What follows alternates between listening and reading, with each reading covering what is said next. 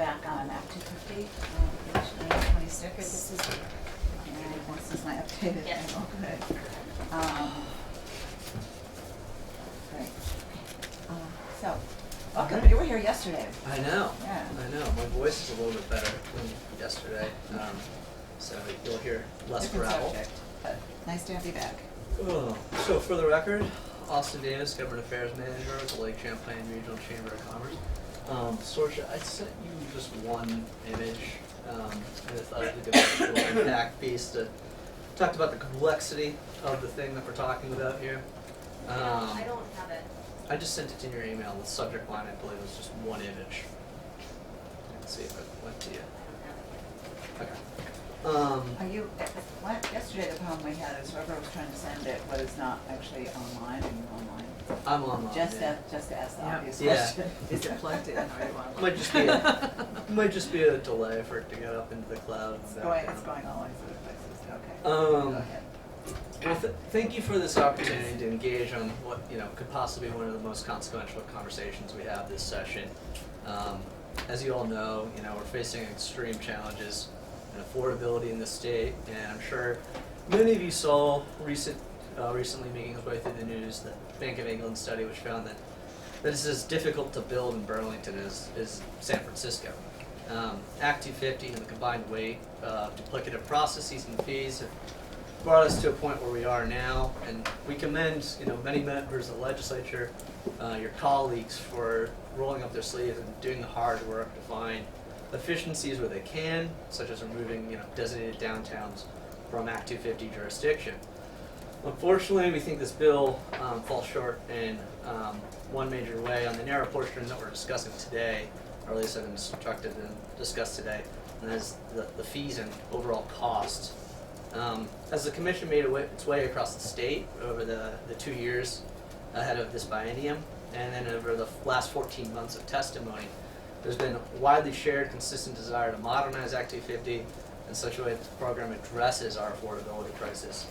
And I've certainly heard in my community and my constituencies, as I'm sure you have, that the process just needs to be easier and more affordable.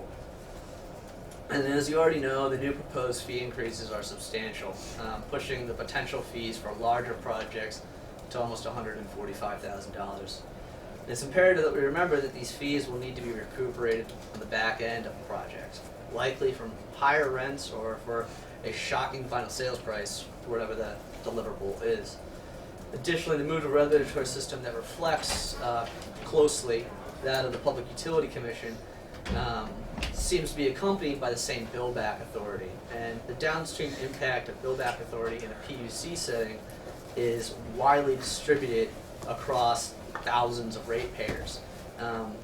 The downstream impact of build-back authority in a Act 250 situation would not be so widely dispersed. Additionally, in an Act 250 setting, there are a number of ratepayer advocates who are hawkishly watching the costs as they accumulate within that program, and making sure that they don't get felt disproportionately by Vermonters downstream. You also already heard today from Commissioner Snelling that there's a lack of support for increasing the fees, and you heard from JFO that an increase in fees might not result in the increased cost that the program might have. Right now, your colleagues in the Senate are considering how to attack the affordable housing crisis as well, and they're looking at a potential housing bond, as many of you know, despite warnings from our state treasurer of its impact on a fragile credit rating. One member of that committee, that body down there, continues to ask the question, do we need to consider such a dramatic measure as a housing bond only because we made it prohibitively expensive to build new housing in this state? It'd be the opinion of the Lake Champlain Chamber that, yes, that is the case. And it's understood by the Lake Chamber that regulation is not without its cost, and we're not advocating against the new board structure because of the cost. However, we do think it's counterproductive in this case to look at the projects we are trying to make more affordable as the source for the revenue of a new regulatory body for those projects.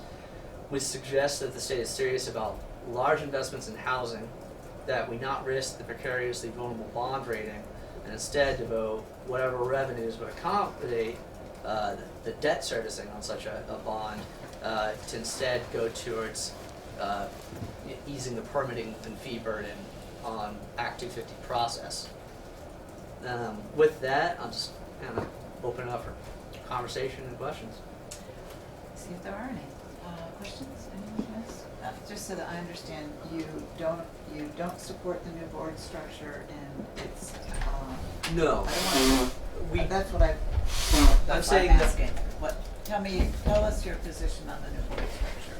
So we, while having some concerns as always, we understand and recognize that the benefit that it could bring to having a more professionalized board structure. I think we've heard compelling arguments from a number of folks along that run. What we're concerned about is paying for that new board structure. We don't want our opposition to increases in fees and costs and the expansion of build-back authority to be construed as any kind of opposition to the new board structure. We think that the new board structure should probably be paid down by another form of revenue.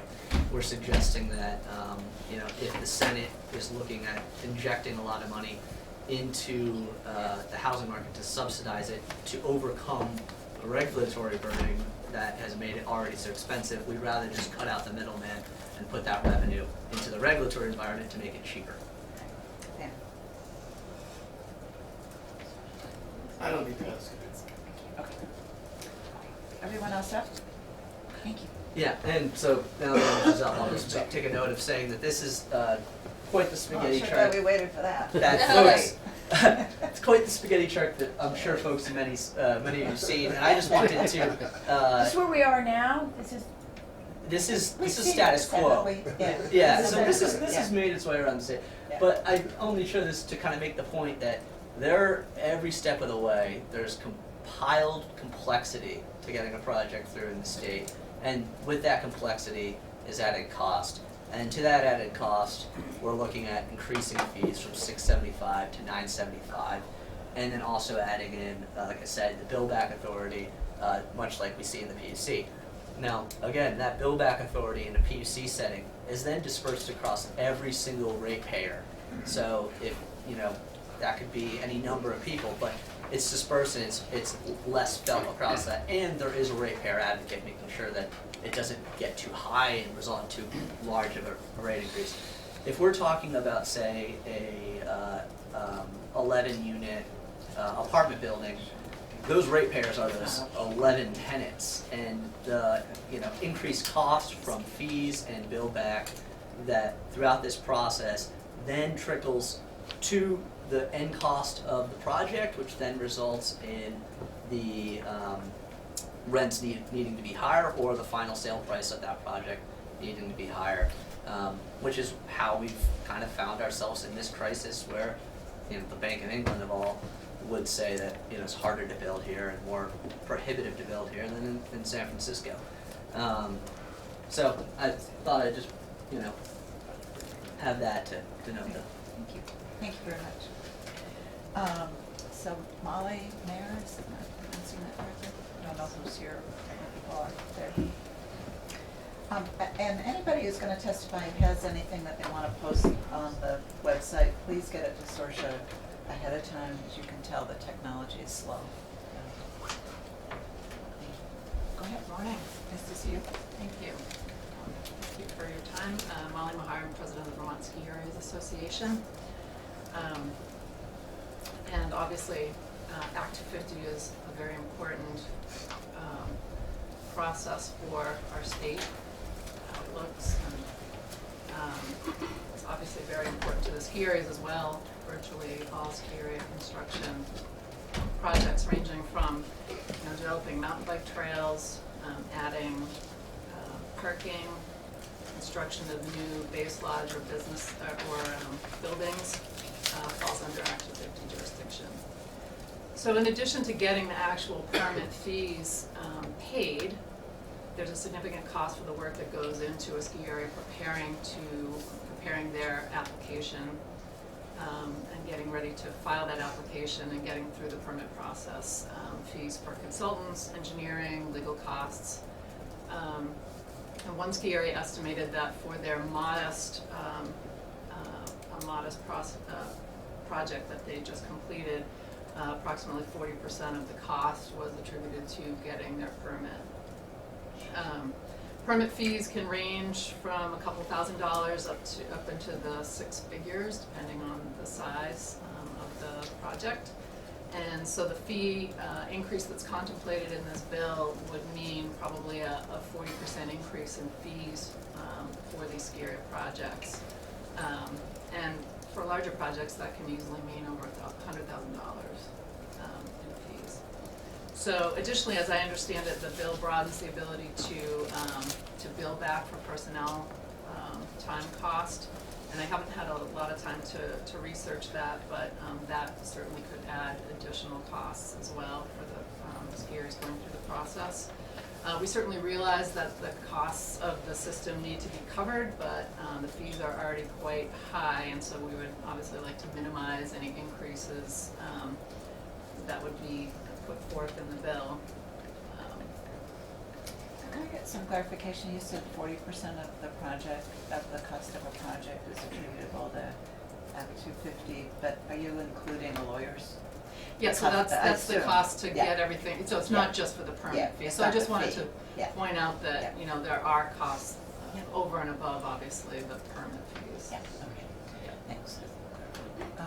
Questions? Anybody else? Yeah, Sam. Is that related to the elevation of the projects or the size of them or, because, I don't know, just because your ski areas, is it different for you or? They, well, it's not different necessarily, but they all come under that jurisdiction. Many times it is a factor of the elevation.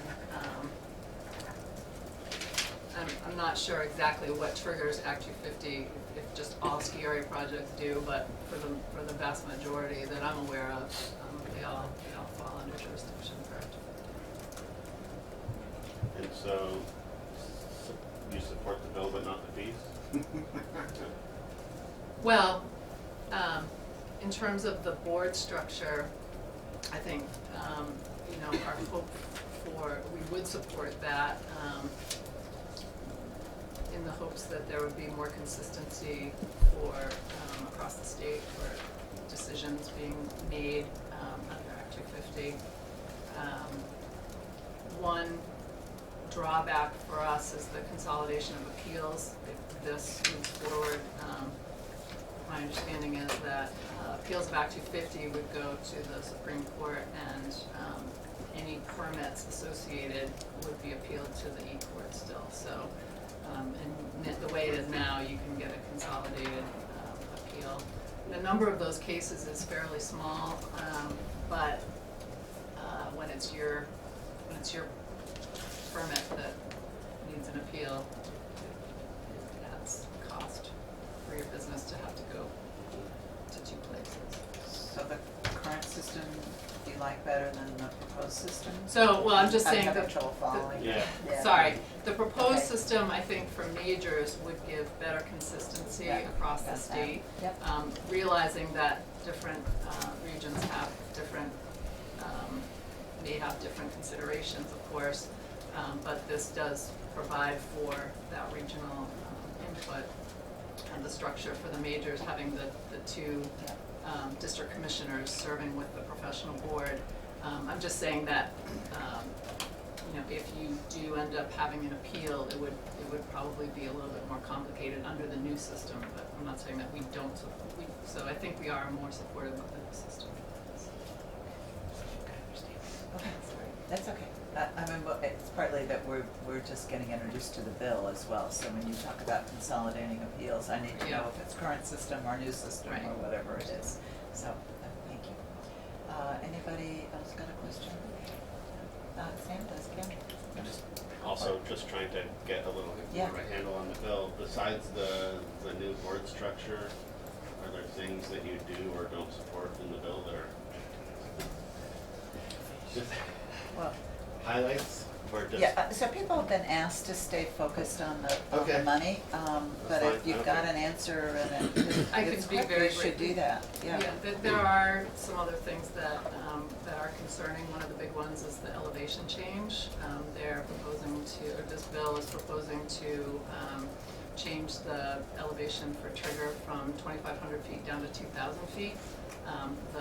There was the BNRC ANR joint proposal contemplated looking at ridge lines from 1,500 to 2,500 feet.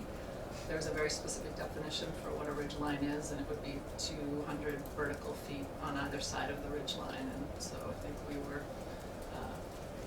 preferring that over just the blanket lowering of the elevation. So that's one thing. And then there's an expansion of jurisdiction in terms of the forest fragmentation that I think just needs to be defined a little bit better.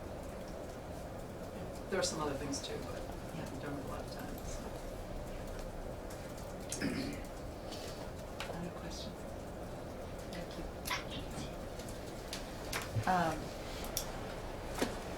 Patrick O'Brien? We've got to call him. Oh, okay, and not till 11:30, so Right. Ed Stanak, here.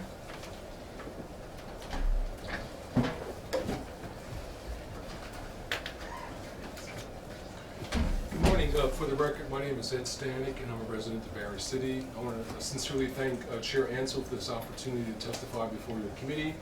I have prepared a written testimony, which I'm an old dog. I do this from my desk computer, so I'll file electronically when I get back to Barry. But I do have hard copies here. And I note on the top of the hard copies, it's dated February 18th. I prepared it for that date in the event that I had to do expedited testimony 2 days ago, but otherwise the testimony has not changed. So by way of background, I was employed for 32 years by the state of Vermont as a district coordinator for Act 250. For the majority of those years, I administered Act 250 for the 35-town area, District 5, which includes Washington and Lamoille counties, towns such as Stowe, Sugar Bush, so on and so forth. For the first 3 years of my career, I was the so-called roaming coordinator. So I had a wonderful opportunity to work with each of the 9 district commissions throughout the state. I really saw the value of the so-called regionalization and the differences and the nuances for each of those districts. I felt the people of Vermont paid my salary for 32 years, and so I felt an obligation to be a resource to the House Natural Resources Committee. I camped out in House Natural Resources Committee all throughout the 2019 legislative session. I testified several times. I provided several written submittals and analyses as a resource person. As an overview, and I'm not going to read all this testimony to you, you can read it yourself, but as an overview, I submit that the use of general fund or Act 250 special fund revenues is an inappropriate use given the extremely small amount of applicants who will benefit from the proposed drastic change in the administration of Act 250 as set out in H926. All the facts, figures, and information in my testimony is based upon a report which the General Assembly is provided every year by the Natural Resources Board, and that report is dated February 12, 2020. If you haven't received a copy, it's available on the Natural Resources Board website. Again, it's the NRB annual report dated February 12, 2020. I think committee members got that this morning. Yes.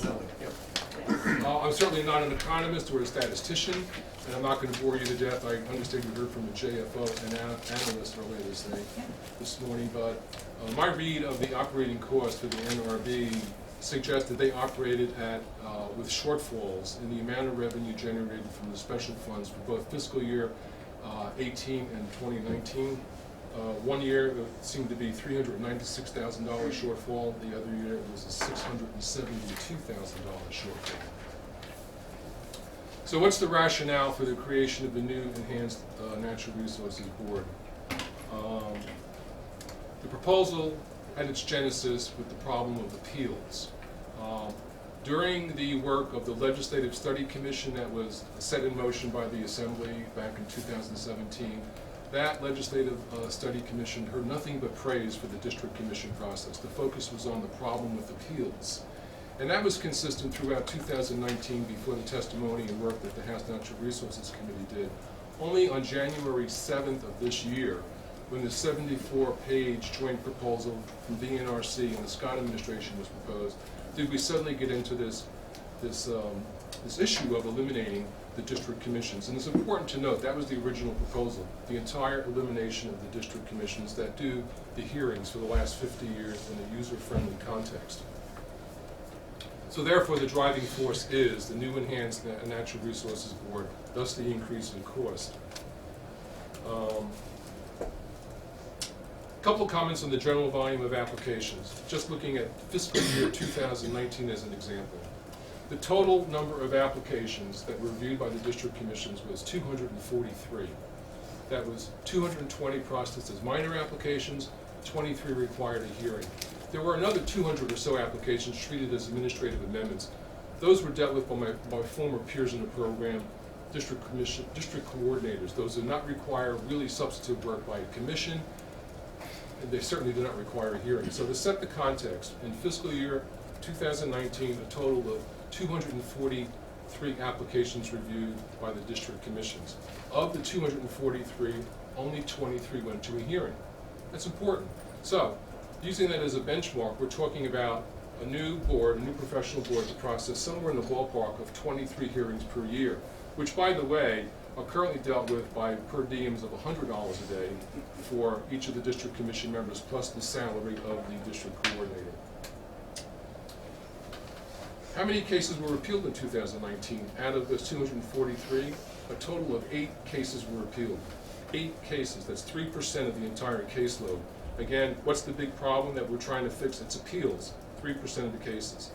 So, in order to address that, we're going to destroy, in essence, the district commission process for the user-friendly public hearings.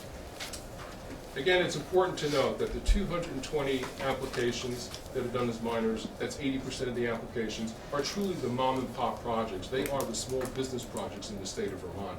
They don't need a hearing. Staff works diligently with them beforehand to ensure an orderly and efficient process by the district commission. 80% of the applications are minors, and I'll come back to this in a couple of minutes. So, here we are now. There's the potential use of the general fund, and again, I apologize I could not be here this morning. Based upon what I said a few minutes ago about the potential shortfalls in the process and how much of the funding in the prior fiscal years came from the general fund, I looked at the fiscal years 2017 through 2019, and the amount of general fund revenue for Act 250 was somewhere in the ballpark of $600,000 per year. Therefore, if the funding of the new board comes out of general fund, it's a doubling of the contribution of the general fund towards Act 250. Putting on another hat I wore for 6 years as the president of the SEA, I roamed this building as budgets were put together, and I'm preaching to the choir when I say how many other programs would benefit from $640,000. $640,000. I'll take that hat off. So, if it's not coming from general fund, it has to come from the so-called special fund, which is the fee structure. The fee increase proposed in the bill is a 30% increase. Who's going to pay the freight? The freight's going to be paid by the majority of those who file the applications, the 80% which happen to be processed as minors. The application fee is equal across the board. Everybody pays the same application rate. Therefore, the increase in the fee to basically bear the cost and fix the problem of the appeals, those 3% of the cases, the increase of at least $640,000 a year is disproportionately going to be borne by the mom and pop projects, the small businesses, those 80% of the applications in any given calendar year. And again, I'm not reading this whole thing to you. So in conclusion, in my opinion, the Ways and Means Committee should decline to provide any revenue stream for the funding of the ill-advised new Natural Resources Board hearing process proposed in H926 because it will be an unnecessary and imprudent expenditure of general funds or unfair increased financial burden on small businesses. As they say, if it ain't broke, don't fix it. Thank you. Let's see if there's questions. Anyone? I'm not sure whether you addressed this or not, but your thoughts on the appeals process, which is currently like a 3-step process now, and the new proposed structure would reduce the number of steps and maybe the amount of lawyering up. Yes. What do you think of that, or do you have something else that you like better? I'll be very brief because I agreed to stay within the bounds of the jurisdiction of this committee. I felt quite strongly when we left off in May in the House Natural Resources Committee that they did very productive work, and I think the anticipation was by mid-January there was going to be a bill that would address that through a new board that would mirror the environmental board, Okay. and that would take care of it. Okay. And there was also an effort made to talk about a hybrid on-the-record appeal. And very briefly, the Supreme Court of Vermont says that currently they give great deference to the decisions of the Environmental Court on appeal on matters of fact. They give deference. Some of us suggested to the House Natural Resources Committee that that same principle be applied to the current structure, that the District Commission decision be given deference by the Environmental Court. Keep the Environmental Court, but give deference to the District Commission decisions and the exhibits that everyone works so hard, applicant parties, to put before the District Commission, they travel to the Environmental Court. So instead of starting at ground zero in the blank slate, you start looking at, that judge looks at the District Commission decision, gives it deference, and looks at those exhibits, and then you make your evidentiary objections and you move on from there. I would bet my house that would speed the process up and drastically reduce the cost. But you know what? They never got to talk about it because, again, in my humble opinion, when that January 7th submittal was given to that committee, it hijacked the process.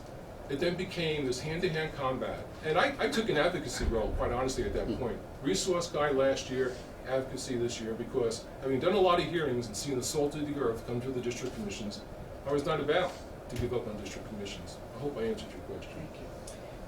Scott. You mentioned that there were, I think, 243 applications and 8 were appealed. Yes, Does that mean the other 235 were approved, or yes. 235 approved and 8 were appealed to? Well, let me take that back. The denial rate, we're talking here now Okay, about that's the what I'm denial getting rate. at, yeah. The historic denial rate for the 50 years of Active 50 is somewhere around 4%. In the annual Okay. report for 2020, I don't recall if there was a statistic on denial. My guess, out of the 243 applications, the denial would have been a lot less than 10. 4% is about 10. And the majority of those were appealed, but of the denials, it sounds like. I don't know, Yeah, perhaps the that's- applicant would appeal, yes. Yeah, okay, all right, thank you. Other questions? Thank you. Thank you. Are we now waiting? We're gonna Oh, no, we call. got a phone call. Yep.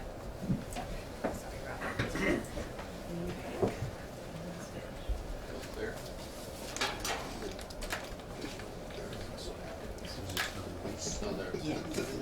It's No, Patrick. it's Patrick O'Brien. Yeah, he's not on yours, he was the last minute. Bill, Bill, sorry. SD Island. SD Ireland.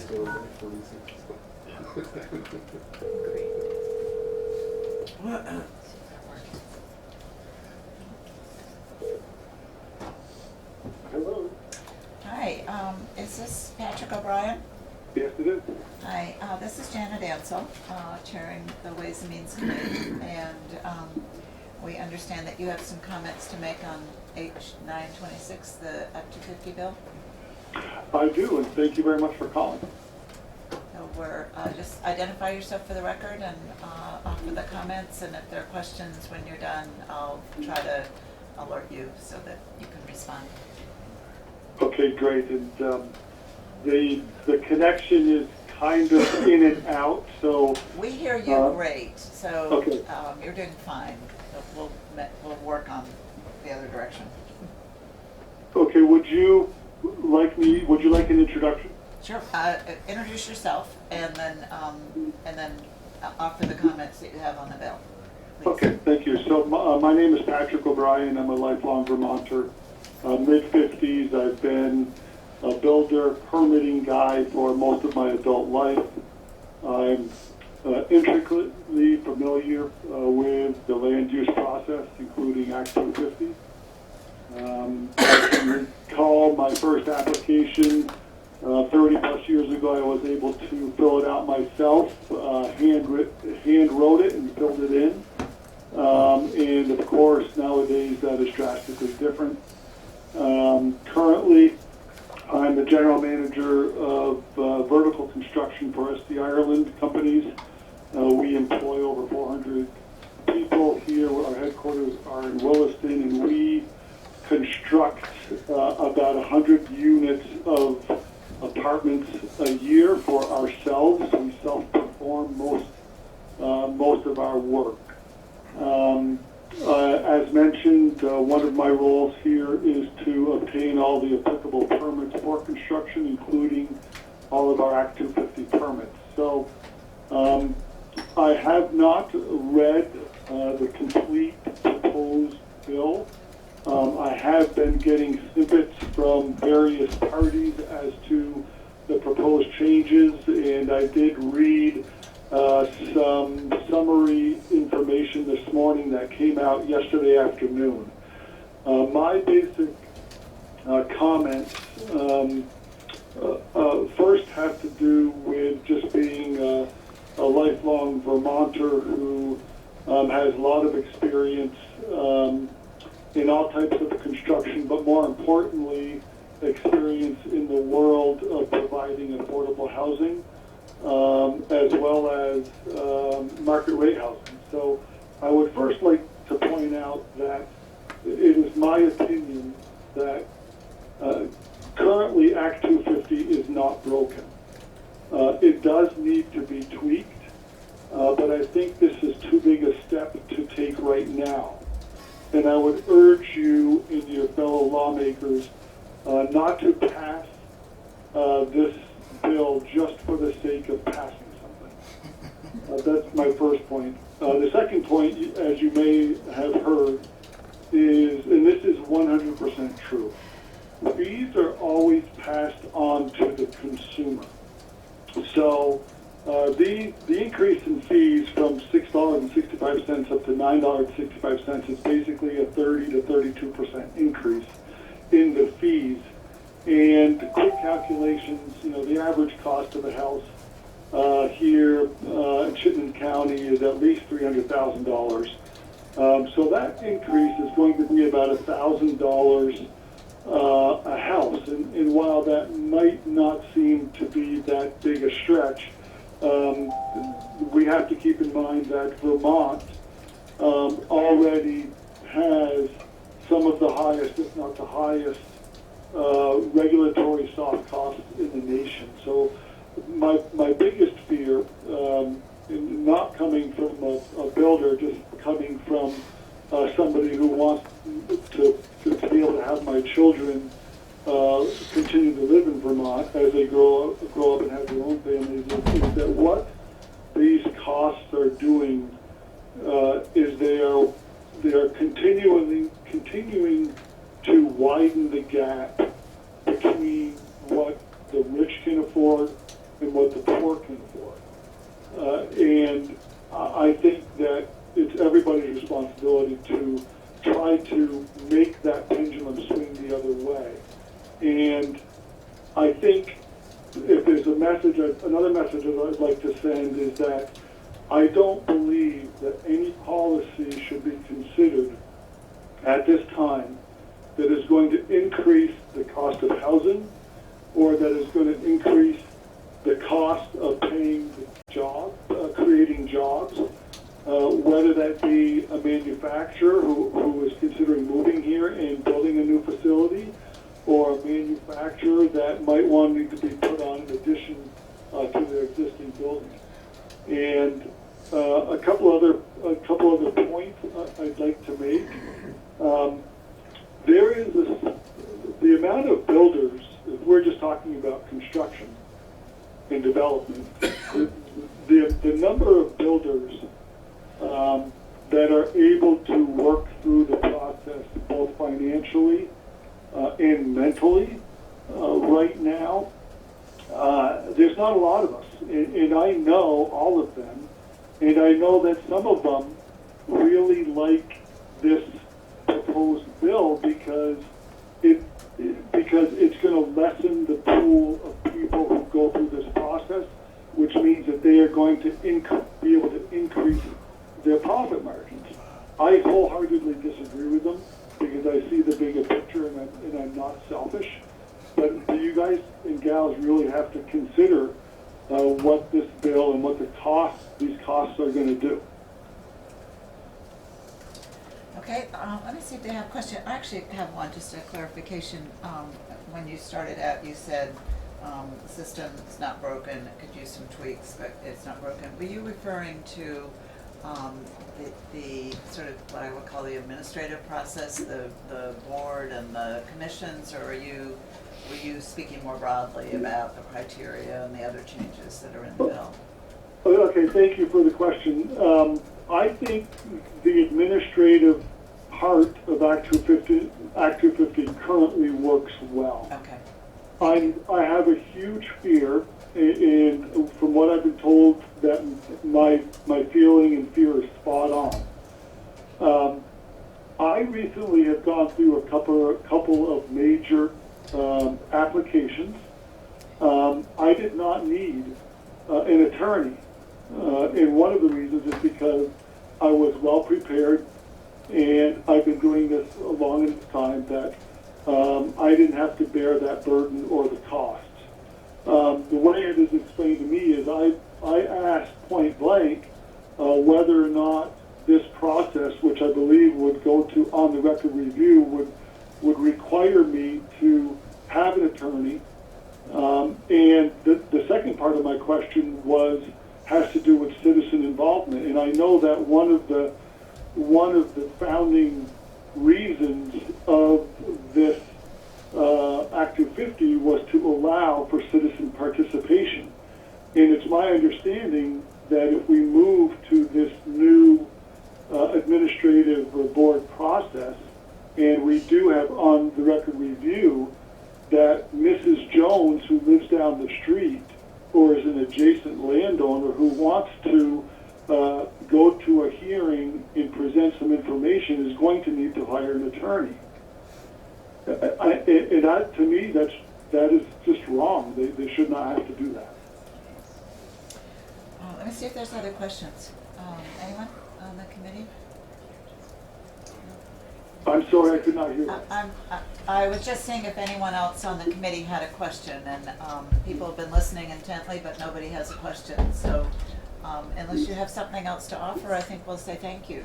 No, the only other thing I would like to offer is other than the fees, there are a couple other proposals in the draft that would shift or reallocate the costs to the applicant, and that goes back to a point that and I know you folks deal with these types of requests and questions all the time, but if this means that any of these agencies, if they can't work within their current budgets, then this needs to be put back out there, and it needs to be done in such a way where it doesn't increase the cost for the applicant or the taxpayers. So they just need to go back to the drawing board and figure out a better way to do this that is not going to increase the cost because of all the reasons I mentioned previously. Okay, thank you. You're welcome. Thank you very much. All right. So hang out. Okay, fine. And Thomas Weiss, you're here. Thank you for getting back and doing this. Thank you. And we have two more witnesses. Thomas Weiss, and I understand that Renee Carpenter is on her way, but we have 20 minutes, so really. But Is the light still on? Light's It's still not on. off. It says off. Yeah. So go ahead and introduce yourself. Good morning. I'm Thomas Weiss. I'm a resident of Montpelier.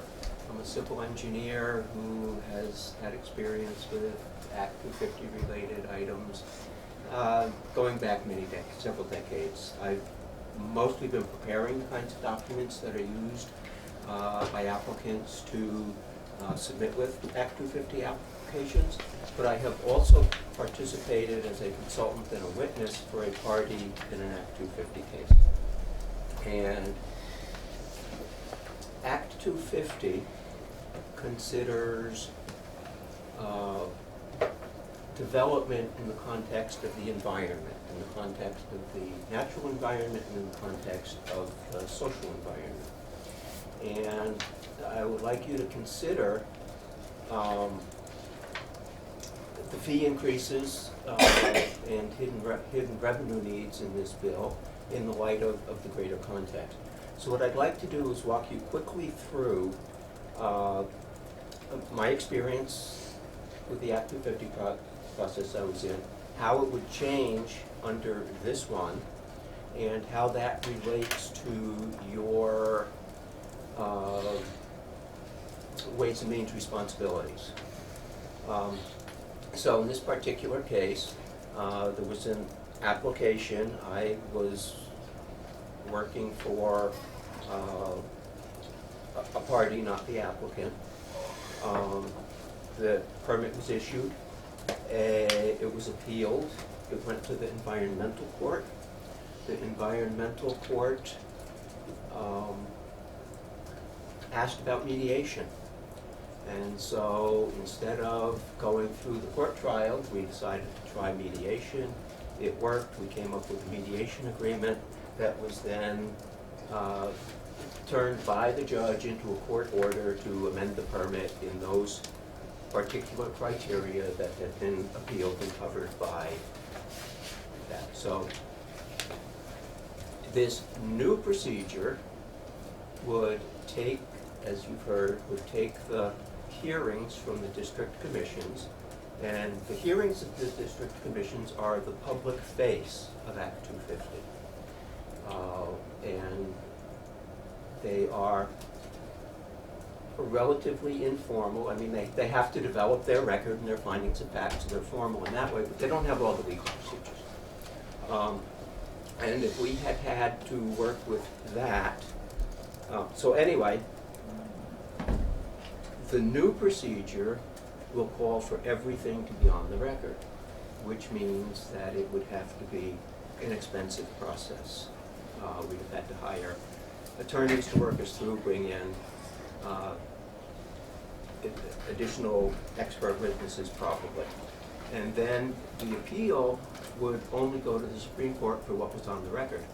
So the record, the hearings as proposed in H 926 would then be more expensive for everyone because they'd have to be on the record. And everyone includes all the non-applicant parties, which includes municipalities that want to participate, includes regional planning commissions that want to participate, and it includes the state agencies that are affected by the project. So that's what I'm talking about by the hidden revenue need. In order for a municipality to participate at the initial permit level, they would have to raise or have additional tax money to spend on the hearing process that they don't have to spend for participating now. And the new process would add these additional costs to everyone who's participating at the permit level, rather than the relatively informal, relatively low-cost method of the, sorry, I did have prepared notes that I submitted a couple days ago, but I am presenting it this way. They're on February, 2 days ago.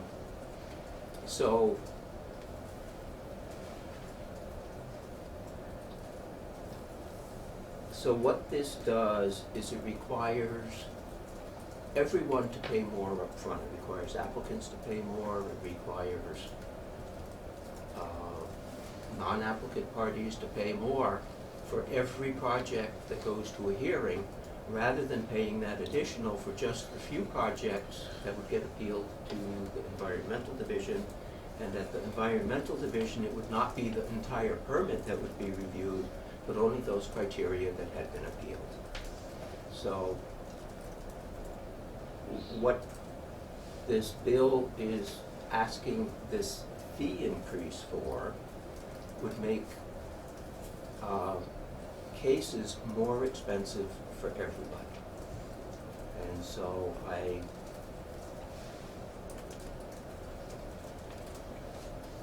because of the change, I'm opposed to the change in the procedure, obviously.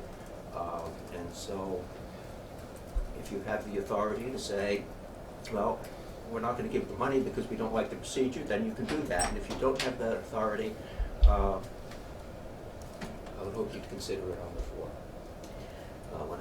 if and when it comes up for vote. So, other part is, and I think the person on the telephone might have alluded to it, is that this bill expands the bill-back procedures quite significantly for the hearings, not just for the NRB, but to 3 or 4 other state agencies. I think it's transportation, the Community Development Agency, and a few others, which will also increase cost, and I think that is also within your jurisdiction, is considering the bill-back portions. And I haven't heard that one talked about much in this committee. A little bit. I've been, Good. today, certainly been hearing more about it. So that is basically my testimony in a nutshell. I do have the written letter which explains Great. and contains the facts and the If you reasoning in a can get slightly that- different. that- If you can get that distortion. Oh, that'd be it's great. already there. Okay. She got it 2 days ago and it's on the site for the 18th. Okay, great. So, Very good. thank you very much for Thank letting me you, have and this thank time. you for coming back and, adjusting to our schedule. Well, this morning was a long shot for me, so I didn't really expect to justify here. Great, thank you, thank you. You're welcome. And so we have one final witness scheduled, and it's Renee Carpenter. Why don't you come and join us, Renee? And then we should be out of here by noon, so. And then we have an afternoon, which we're gonna be on the floor all afternoon, am I right? Pretty much? I don't know, maybe look at the calendar. Yeah. Is he? Oh, what? And human trafficking. And human trafficking. Okay. So identify yourself and. Thank you. Renee Carpenter, resident of East Montpelier. And I want to thank you for taking the time this morning. I was thinking maybe I could come in this afternoon so I don't have written testimony. We may not get back in here this afternoon. That's what I was told, so I'm winging it. I apologize. I am coming to testify today as a citizen party, a successful citizen party to an Act 250 proceeding that took place in the town of East Montpelier, where with a lot of mostly pro bono help, I was able to access the Act 250 process to protect a swimming hole that had generations of existing use. I was able to, again with a lot of help, I was able to gain party status in at least 3 criteria. And I gave extensive testimony to House Natural Resources on January 24th. I don't need to go into that here. I'm here to address ways and means and costs and the obligations of your committee with regard to H926, which I also very strongly oppose, and let me tell you why. Just for one thing, that swimming hole, which was not filled in and turned into constructed wetlands, is used by thousands of residents, Goddard students, people coming back after they've moved away, not only during the summer, but all year round. And it was a very valuable resource to our community, and it remains a valuable resource to this community because the district commission process, that process is not discussed. Everybody says Act 250, but very few people realize that the entire intention behind the district commission process is to facilitate the use of the law for everyone involved. This would have been a major case, and under the current proposal, it would have gone immediately to the enhanced NRB. And from my experience, you can ask me specific questions later, I won't take up detailed time, but from my experience and my understanding of the proposal, I would not have been able to become a party in this case and protected that swimming hole under the current guidelines, because I heard the tail end of what Thomas Weiss was saying. It is just too expensive. The role of the coordinator for the district commission, in addition to supporting the commission to stay in compliance with all of the legal and statutory functions of the law, I don't even have the language, but it is also to support the applicant and the non-applicants with that process. And that alone should have everybody's attention. It is a democratic process, it is nonpartisan, and it costs nothing, especially when other interested people with more skills offer their pro bono support. The current proposal will not do that. The district commission, in its undermined capacity to have 2 representatives from the region, I'm sure you've heard from other people why it won't work. I will just address it as a party. I would have been eliminated as a party, and our beloved 6-acre, very clear water swimming hole would have been filled in, and the entire 15-acre property would have been posted for no public access, just so you know, in my one situation.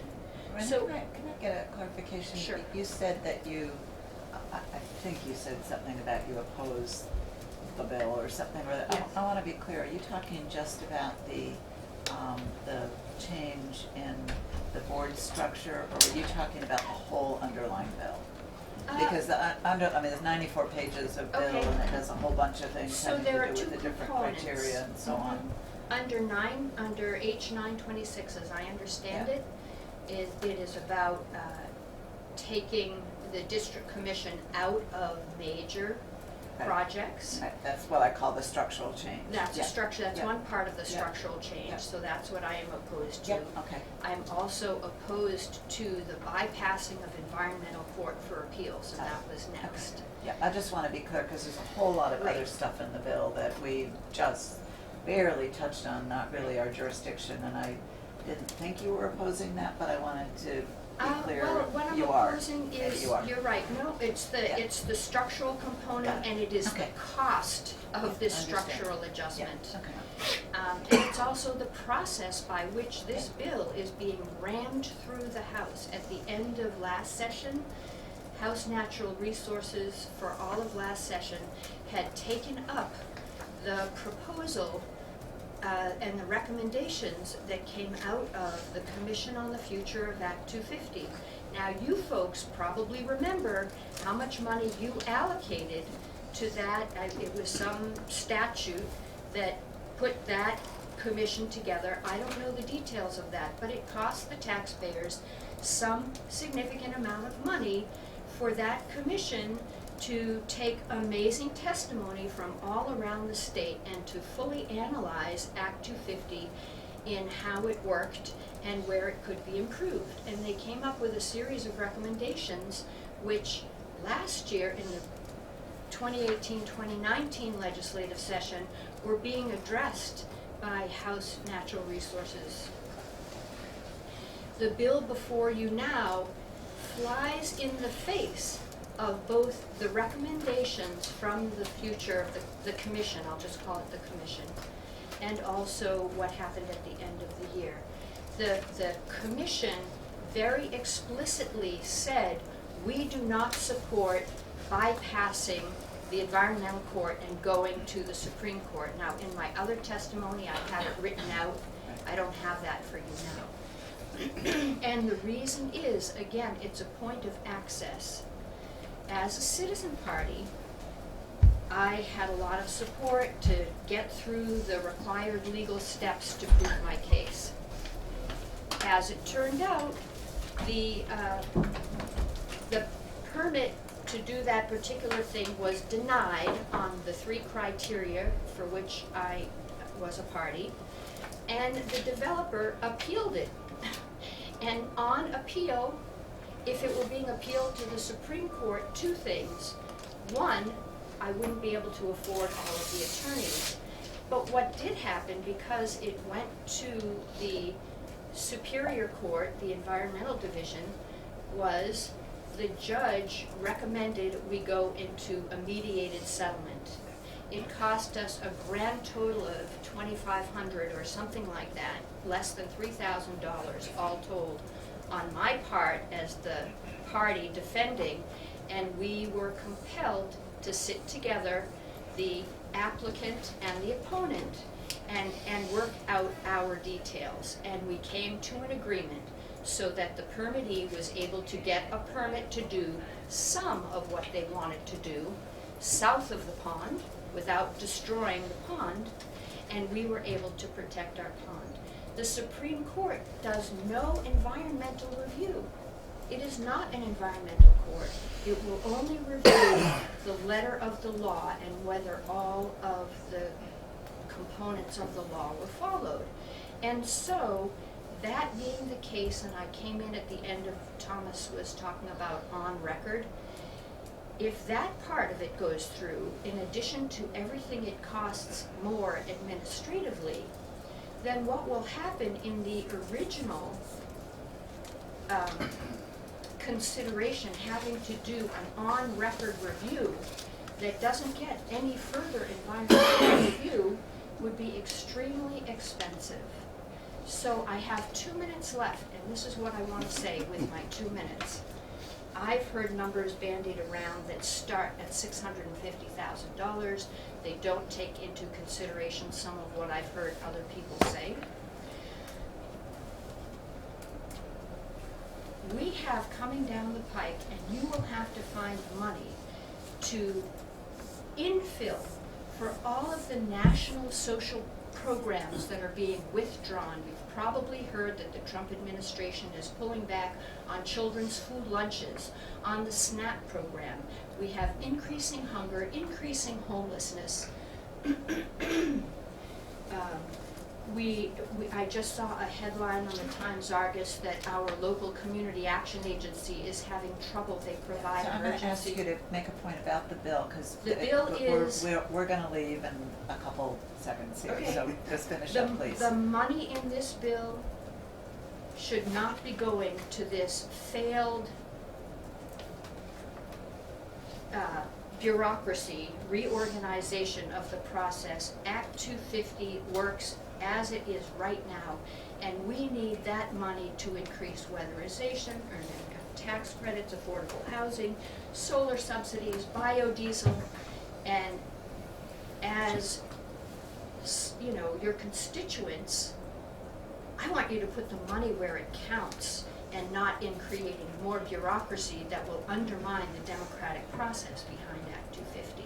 And I thank you very much. Thank And you. I know you came over quickly from I Plainfield did, I to rushed be over here, so from I work appreciate it. with very scattered notes, so Yeah. forgive me. And I will Thank post you. written Thank you. testimony, and I That's hope fine. you actually read it. Thank you, and thank Thank you, you. committee. We will come back, we Thanks, probably Renee. won't get Thank back you. in here, but if Thanks we're for your done input. under some miracle,